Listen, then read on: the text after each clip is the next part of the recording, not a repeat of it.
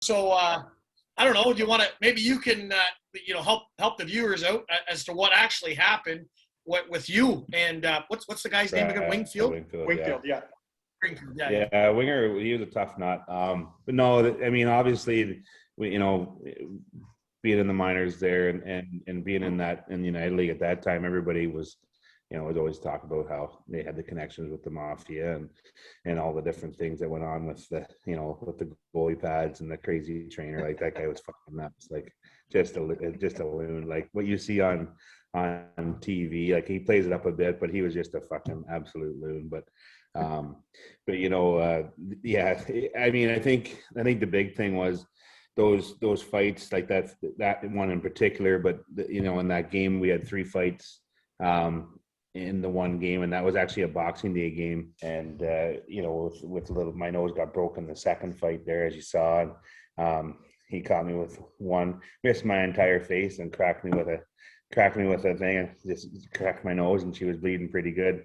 I was so pissed off that I got caught, because I never got caught like that. So, but he was definitely a tough customer, in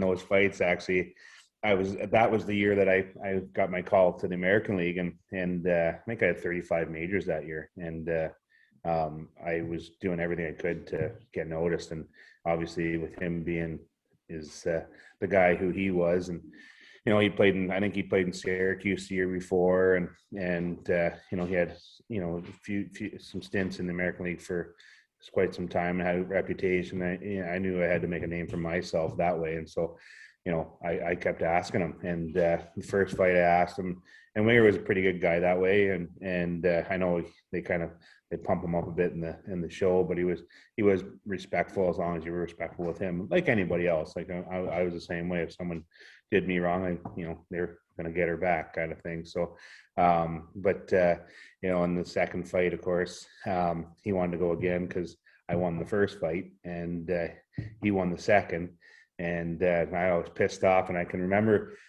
going in the penalty box in Danbury, and of course, you see in the video me kind of half smiling. I was fucking pissed, and I'd never had my nose broke before, and come from junior, I'd never really lost a fight either. I'd lost a couple, but nothing major.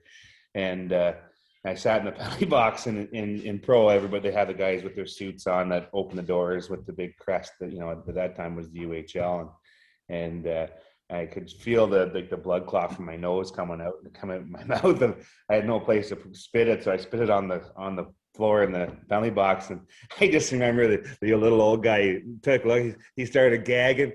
The play was going on. He opens the door, walks outside, gets out the other right while the play was going on. It was hilarious. So he said, "Fuck this! I'm out of here. I'm gonna get sick." And I started laughing. Winger goes, "Where are you going?" To the guy, and he says, "I'm out of here." And anyways, I looked over at Winger and I said, "As soon as I get this bleeding stop," I said, "we're going again." He said, because we had to play the next night and in Richmond, actually.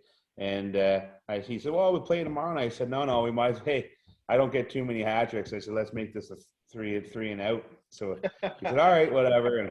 And so anyways, we ended up going again, and I had the gauze jammed up my nose. And if you watch it on YouTube, you can punch it up and watch all 3 fights. And then the third fight there, he kind of jarred me a bit in the start, and I was getting my footing, and then all of a sudden the blood started coming, and he just wanted to stop. So, which, whatever, it is what it is. And then he put on the show with the big belt swinging and all that stuff, and it's all part of it, eh? But and the next night, I think I fought Carlisle Lewis twice in Richmond the very next, which is also on YouTube too. So yeah. So anyways, and I think about a week or 2 later, I got called up to the American League. So, and I spent the rest of the year up there, so in Providence.